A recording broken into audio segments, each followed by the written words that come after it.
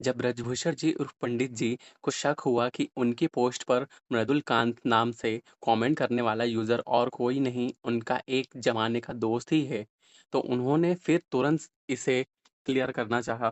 उन्होंने यूजर को अपना कॉन्टैक्ट नंबर मेल करने को कहा और फिर मेल का इंतजार करने लगे। अगले दिन मेल का रिप्लाई आया जिसमें मृदुलकांत अपने नाम के यूजर नेम अपना फ़ोन नंबर दे दिया था। सल्ला जी को पंडित जी पूरी बात बता चुके थे। मृदुल से वे तब मिले थे जब उनकी शादी नहीं हुई थी। इसलिए सरला जी मृदुल के बारे में बस उतना ही जानती थी, जितना पंडित जी ने बताया था। अब पंडित जी ने सरला जी को बताया कि इस तरह से उन्होंने अपने एक रीडर का नंबर मँगवाया है और उन्हें लगता है कि वो उनका बिछड़ा हुआ दोस्त मृदुल ही है। तो सरला जी भी खुश हुई कि क्या पता इस तुक्के से सच में उनका खोया हुआ दोस्त मिल जाए। पंडित जी ने उस नंबर पर कॉल लगाया और बहुत उम्मीद के साथ पूछा कि क्या मृदुलकांत बात कर रहे हैं। उधर से जो आवाज़ थी वो पंडित जी की यादों में बसी मृदुलकांत की आवाज़ जैसी नहीं थी। हो सकता है यह आवाज़ कभी मुलायम रही हो, लेकिन अब यह वक्त के थपेड़ों से खुरदरी हो चुकी आवाज़ थी। पंडित जी ने अपने बारे में बताया और साथ ही पूछा कि क्या कभी आप फलाने शहर में रहे हैं?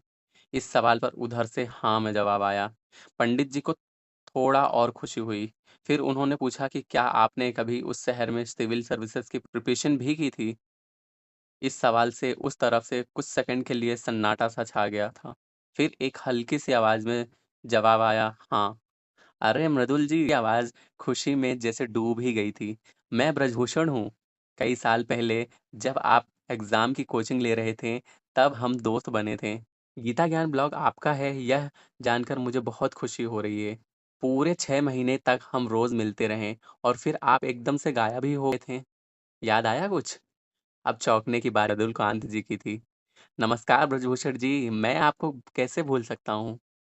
गीता ज्ञान ब्लॉग आपका है यह जानकर मुझे बहुत खुशी हो रही है। इस तरह बातों का जो सिलसिला शुरू हुआ तो पूरे आधे घंटे तक चला। पता चला कि मृदुल इसी शहर में है। पंडित जी ने उन्हें तुरंत अपने घर पर इनवाइट कर लिया, जिसे उन्होंने खुशी से एक्सेप्ट भी कर लिया। आने वाले संडे को मृदुल पंडित जी के घर आने वाले थे। पंडित जी के साथ सरला जी भी बहुत खुश थीं, क्योंकि वे जाने कितनी बार पंडित जी से मृदुल के बारे में सुन चुकी थीं। उन्हें भी बहुत मन था कि पंडित जी के इस दोस्त से मिलने का। संडे का दिन सुबह मृदुल कांत आए, तो एक बार में पंडित जी उन्हें पहचान ही नहीं पाए। कई साल पहले जब देखा था, तब कॉलेज जाने वाले लड़के के भेस में देखा था। अब उनके सामने एक रिटायरमेंट की एज तक पहुंच चुका इंसान है, जिसे चश्मा लगा हुआ है और बाल सफ़ेद हो चुके हैं। लेकिन चेहरे पर अभी भी वो मासूमियत थोड़ी बहुत ही सही बची हुई है। पंडित जी बड़ी गर्मजोशी से मृदुल जी से गले मिले, बड़े प्यार से उन्हें घर के अंदर ले गए और सरला जी से मिलवाया। फिर पंडित जी ने मृदुल जी से पूछ ही लिया कि आखिर वे एकदम से ही गायब क्यों हो गए थे? सिर्फ एक ही अटेम्प्ट करने के बाद प्रिपरेशन क्यों छोड़ दी?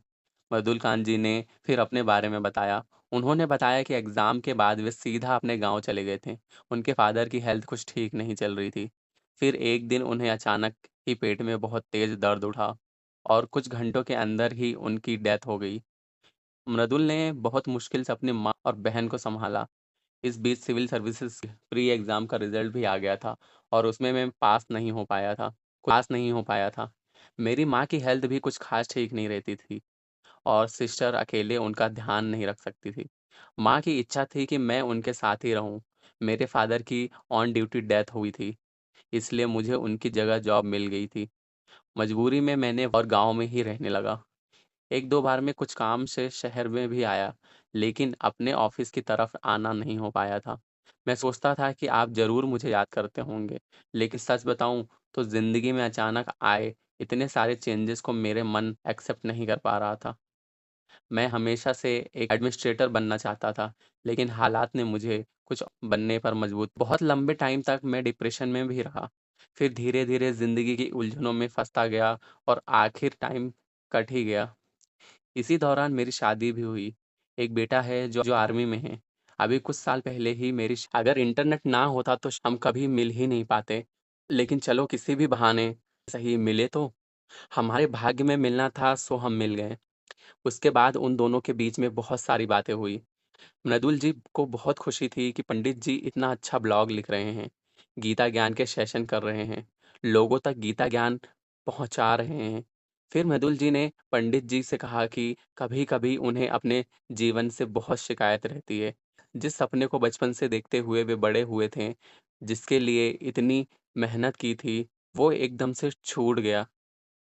कभी-कभी लगता है कि सारी जिंदगी उस काम को करते हुए बिता दी, जो कभी चाहा ही नहीं था। इसलिए मन और खराब होने लगता है। इसी मन की शांति के लिए भटकता हुआ मैं आपके ब्लॉग तक पहुंचा था। तब मुझे ज़रा भी अंदाज़ा नहीं था कि इसे लिखने वाले आप ही हैं। पंडित जी ने मृदुल जी से कहा कि वे उनकी परेशानी समझ रहे हैं और शर्मिंदा भी हैं, क्योंकि उन्हें लगता है कि मृदुल जी ने एक बार फेल होने के बाद फेलियर के डर से प्रिपरेशन छोड़ दी। उन्हें क्या पता था कि उनके साथ अचानक इतनी सारी बातें एक साथ हो गई। फिर पंडित जी ने मृदुल जी को बहुत समझाया। उन्होंने बताया कि बेशक हमें लगता है कि हमारे साथ सब कुछ एकदम लेकिन सब कुछ पहले से तय होता है। ऐसा बहुत कम लोगों के साथ होता है कि उनका जीवन उनके हिसाब से चले, वरना हम सोचते और हैं, चाहते कुछ और हैं और हो कुछ और जाता है। इंसान की असली परीक्षा भी इसी इसी बात में ही है कि इन अचानक के हादसों से वो कैसे निपटता है। फिर उन्होंने मृदुल जी को श्रीमद् भगवद गीता का ये श्लोक सुनाया। अभ्यासे अपि समर्थो असि मत्कर्म परमो भव मदर्थम अपि कर्माणि कुर्वन् सिद्धिं वाप्स्यसि। यहाँ भगवान श्री कृष्ण अर्जुन को भक्ति योग के बारे में बता रहे हैं। भगवान कहते हैं कि अगर तू अभ्यास में भी असमर्थ है, तो मेरे लिए कर्म करने के परायण हो जा। मेरे लिए कर्मों को करता हुआ भी तू सिद्धि को प्राप्त हो जाएगा। भक्ति योग के बारे में बता रहे हैं। भगवान कहते हैं कि अगर तू अभ्यास में भी असमर्थ, सिंपल वर्ड्स में समझते हैं। भगवान यहाँ अर्जुन को योग के बारे में बता रहे हैं कि अगर तू मेडिटेशन और योगा प्रैक्टिस नहीं कर सकते, तो तुम्हारे लिए सबसे आसान रास्ता है कि कैसे जैसे मैंने बताया है कि जैसा मैंने बताया है, वैसा कर्म करते जाओ। ऐसा करने से तुम एक ना एक दिन अपने एम को पाओगे। भगवान कह रहे हैं कि जीवन में सक्सेसफुल होने का कोई एक रास्ता या लक्ष्य नहीं होता है। एक ही एम भी नहीं होता है। अगर हम किसी एक एम को पा ना सके या पाने की कोशिश में कामयाब ना हो सके, तो हमें ये नहीं सोचना चाहिए कि अब कुछ और नहीं हो सकता है। अगर ज़िंदगी में आने वाले उतार-चढ़ाव में भी संतोष यानी सैटिस्फैक्शन चाहिए, सुकून चाहिए, तब अपनी इच्छाओं को विशेष विशेष को कंट्रोल करना सीखना होगा। यही एक रास्ता है। इस पूरी दुनिया में कोई नहीं वो सब मिले जो वो चाहता है, और जो नहीं मिला उसके पीछे अपना कीमती जीवन बर्बाद करने का कोई मतलब नहीं है। इसलिए इच्छाओं को छोड़कर जो मिला है उसमें संतोष कर लेना चाहिए। अपने कर्म को ईमानदारी से करने के बाद भी अगर वो ना मिले जो हम चाहते हैं, तब दुःख करके कोई फ़ायदा नहीं है। पंडित जी की बात सुनकर मृदुल जी को समझ आया कि उन्होंने इतने साल बस एक बात के पीछे बर्बाद कर दिए।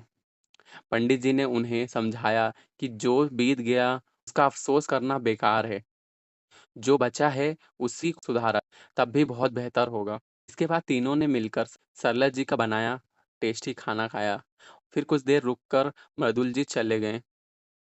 दोबारा आने की प्रॉमिस के साथ पंडित जी ने मन ही मन भगवान श्री कृष्ण से सबको सद्बुद्धि देने की प्रार्थना की। और इसी तरह से यह एपिसोड भी यहीं समाप्त होता है, जिसे आप सुन रहे थे एसवाई के क्रिएटर के शो पर।